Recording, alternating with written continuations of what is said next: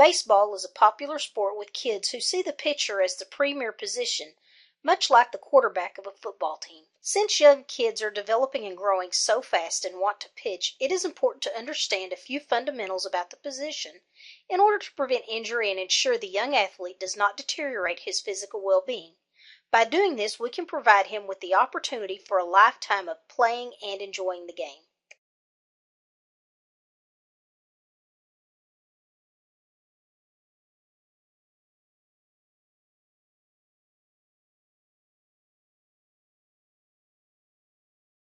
Hello, I'm Coach Mike, coach of Coppers Cove Summer 16U baseball program.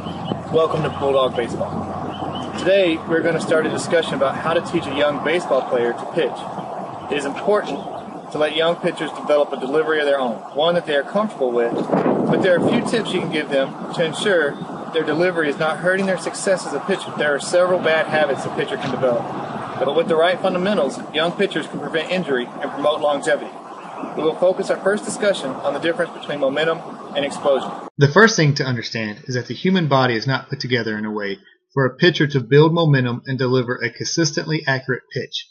A pitcher needs to learn how to explode from one point and deliver to another, the strike zone. Defenders in the field are not limited by this, because all they need to do is get the ball in a general direction where another defender is there to catch the ball and make the play. Building momentum in their delivery is actually an added benefit. To better understand why momentum can be hurtful to a pitcher, we need to discuss a lesson in physics and anatomy, or you can just try this simple practical exercise. From the top of the pitcher's mound, align your shoulders square to home plate. Now try to build momentum straight towards home plate. The only way to build momentum straight to the plate is to rock backwards towards second base and then back towards home. Now try doing this with the baseball and throw it. Your body cannot make an overhand throw in a straight line. You need to twist and turn your body. Now try the same thing, only instead of your shoulders being squared to the plate, line your shoulders up with an imaginary line from home to second base. Once again, your body needs to turn and twist to make the throw. It is easy to get confused here and believe that adding momentum to the turn and twist will add speed to the pitch and thus make a better pitch. Although this is a true statement, for pitch speed, the major goal of a young pitcher is consistently put the ball in the strike zone. Adding momentum to the body's twists and turn will create a wild pitch. To see this, watch this practical exercise. Tie a ball to the end of a piece of string. Hold the opposite end of the string that the ball is on, spin it over your head like a lasso, and try to throw it into the strike zone. You can see that the farther away from the ball that you hold the string, the harder it is to throw an accurate pitch. Also, the closer to the ball that you hold the string, the easier it is to throw an accurate pitch. So the trick to consistency is limiting the turns and twists of the delivery. Building momentum in the turns and twists of the body during a pitcher's delivery will make it increasingly difficult for a pitcher to throw an accurate strike. So what we are going to discuss today is how to minimize the extra momentum in the windup, build up potential momentum, and explode. We will do this by breaking down the windup in 3 different phases. Phase 1, the beginning of the windup. Phase 2, the buildup of potential momentum. And Phase 3, the explosion. In the first phase, the beginning of the windup, an easy way to help young pitchers refrain from adding unnecessary momentum to their windup is to teach them where their center of gravity is, to keep it as small and low as possible, and to keep it aligned. Again, this is at the beginning of the windup, Phase 1. Watching this demonstrator, you can see that keeping his elbows and shoulders up, he is raising his center of gravity. With a higher center of gravity, every time he moves his center of gravity from above his pivot foot, he creates more momentum in a direction other than towards home plate. Keeping your hands, arms, and shoulders relaxed at a naturally low point at the beginning of your windup will help keep your center of gravity low. Keeping your center of gravity low will not only decrease the amount of momentum your body creates, it will require less work from the pitcher to maintain balance. Keeping your center of gravity low will help keep you from building random momentum. But with proper alignment of your body, you can prevent extra momentum during Phase 1 of your windup altogether. Keep your head, center of gravity, and pivot foot all in line, perpendicular to the ground during Phase 1 of your windup. Watch this demonstration and see how this pitcher keeps his center of gravity low and at a comfortable spot, and keeps his head, center of gravity, and pivot foot all in line, establishing proper alignment. To prevent confusion for young athletes, it is important to let your young pitcher practice this and all pitching fundamentals from on top of a mound and with the pitching rubber as often as possible. There's a noticeable difference between pitching from on top of a mound and pitching on flat ground. Now that we have talked a little about phase 1, the beginning of the windup, let's talk about phase 2, building potential momentum. What I'm referring to as potential momentum is potential energy. To explain this as simply as possible, take a rubber band, stretch it, and hold it. It is not moving, but it is producing potential energy. We all know what happens when you let go of a rubber band.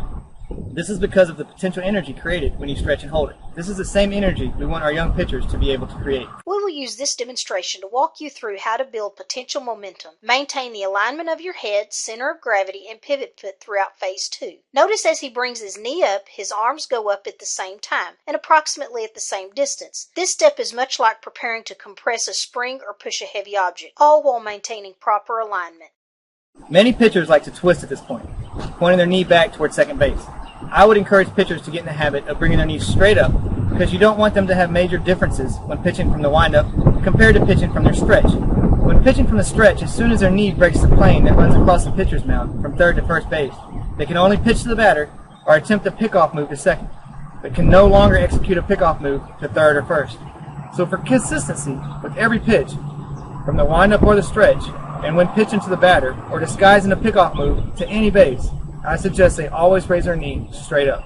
In order to maintain balance and consistency with the pitch, the knee comes up at the same time as the hands and arms. At this point, the pitcher is ready to build his potential momentum. He needs to bring his knee down at the same time as the arms come down and separate. This is the first time in the delivery that the arms and legs should be pushed from the body. Try to keep everything in line. Push the throwing hand out of the glove, down and back with the palm facing down. When stretched back, his fingers should be pointing towards second base, palm up. And now the pitcher is ready for phase 3 to explode. Phase 1 and phase 2 are important for keeping the pitcher in line, aiding consistency, and protecting the pitcher's arm from injury. Phase 3 is from where the power and speed of the pitch come. The pivot foot is the explosion foot. The pitcher really needs to push off with his pivot foot straight towards home plate. This is where his power comes from. A tip to help with his explosion. He should push his lead foot straight towards home plate, leading with his butt and bottom of his foot. He needs to bring his throwing arm overhanded as he does this. He rotates his lead leg to point straight to where he wants to throw the ball. Draw a line in the mound from his pivot foot towards home plate. This lead foot should land either on the line or slightly open. Slightly open means an inch or two to the left of the line for the right-handed pitcher or to the right of the line for a left-handed pitcher. It is important for your pitcher to ensure his lead foot is in the same spot every time. This keeps the pitcher from having to throw across his body and improves consistency. His explosion off his pivot foot needs to be enough for his lead foot to land 90 to 100% of his height from the pivot foot. When you put all this together, you have a fundamentally sound delivery from the windup that will help prevent your young pitcher and aid in consistency.